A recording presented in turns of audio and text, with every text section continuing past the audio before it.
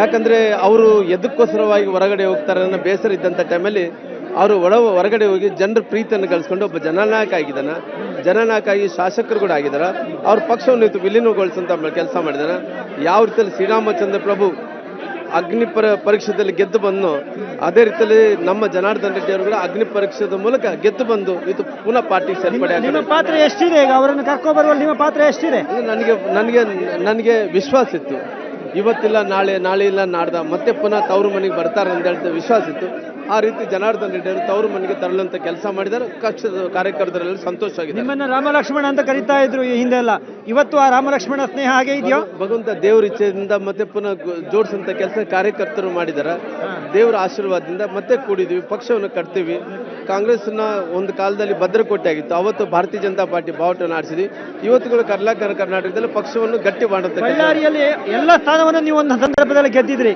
ನೀವು ಮತ್ತೆ ಜನಾರ್ದನ್ ರೆಡ್ಡಿ ಅವರು ಅಂತ ಹೇಳಿದ್ರೆ ಬಳ್ಳಾರಿಯಲ್ಲಿ ಯಾವ ರೀತಿ ರಾಜಕಾರಣ ಆಯ್ತು ಹೇಳೋದು ತಮಗೂ ಕೂಡ ಗೊತ್ತಿದೆ. ಅವರು ಬಂದಿದ್ದಾರ, ನಾವೆಲ್ಲರೂ ಸೇರ್ತೀವಿ. ಕಾರ್ಯಕರ್ತರು ಕೂಡ ಒಗ್ಗಟ್ಟಿನ ವಿಶ್ವಾಸವನ್ನು ಗಳಿಸ್ಕೊಂಡು ಗೆಲ್ಲಿಸ್ತೀವಿ ಅನ್ನೋಂಥ ವಿಶ್ವಾಸ ಇದೆ. ಕೊನೆಯ ಶಾರ್ಟ್ ಆಗಿ 2 ಪ್ರಶ್ನೆಯನ್ನು ಕೇಳ್ತೇನೆ. ಅವರು ಬಂದಿರೋದ್ರಿಂದ ಬಳ್ಳಾರಿಯಲ್ಲಿ ತಮಗೆ ಲೋಕಸಭಾ ಚುನಾವಣೆ ಎದುರಿಸೋದಕ್ಕೆ ಎಷ್ಟು ಮಟ್ಟಿಗೆ ಅನುಕೂಲ ಆಗುತ್ತೆ? ಎಷ್ಟು ಮಟ್ಟಿಗೆ ಅನ್ನೋದಕ್ಕಿಂತ ಕಾರ್ಯಕರ್ತರು ಸಂತೋಷ ಆಗಿದ್ದಾರೆ. ಕಾರ್ಯಕರ್ತರು ಸಂತೋಷ ಆಗಿದ್ದು, ಜನರು ಸಂತೋಷ ಆಗಿದ್ದರೆ ಅದು ಸಿಂಟಮ್ ಏನಂದ್ರೆ ಗೆಲ್ಲಿತಾರೆ ಅನ್ನೋಂಥ ಸಿಂಟಮ್. ಹಂಗಾಗಿ ವಿಶ್ವಾಸ ಇದೆ. ನಮಗೆ 100% ಗೆಲ್ಲಿತೀವಿ ಅನ್ನೋಂಥ ವಿಶ್ವಾಸ ಇದೆ. ಕೊನೆಯ ಪ್ರಶ್ನೆ, ಅವ್ರು ಈ ಹಿಂದೆ ಕೂಡ ಬರ್ತಾರೆ ಹೇಳುವಂಥ ಸುದ್ದಿ ಇತ್ತು. ಹೈಕಮಾಂಡ್ ನಾಯಕರು ದೆಹಲಿಯಲ್ಲಿ ಹೋಗಿ ಅಮಿತ್ ಶಾ ಅವ್ರನ್ನ ಭೇಟಿ ಮಾಡಿದ್ರು. ಕೇಂದ್ರದವ್ರಿಗೆ ಅಷ್ಟೊಂದು ಇಷ್ಟ ಇರಲಿಲ್ವ ಅವ್ರನ್ನ ಕರ್ಕೊಳ್ಳೋದಕ್ಕೆ? ಯಾವುದೇ ರೀತಿಯಲ್ಲಿ ಎಲ್ಲರಿಗೂ ಇಷ್ಟ ಇರೋ ಕಾರಣ ಇವತ್ತು ಪಾರ್ಟಿಗೆ ಮರಳಿ ಬಂದಿದ್ದಾರೆ. Thank you. ಇದು ಶ್ರೀರಾಮುಲು ಅವರ ಮಾತು. ಕ್ಯಾಮರಾ ಪರ್ಸನ್ ಮುನಿಯಾ ಜೊತೆ ರವಿ ಶಿವರಾಮೇಶ್, ಸುವರ್ಣ ನ್ಯೂಸ್, ಬೆಂಗಳೂರು.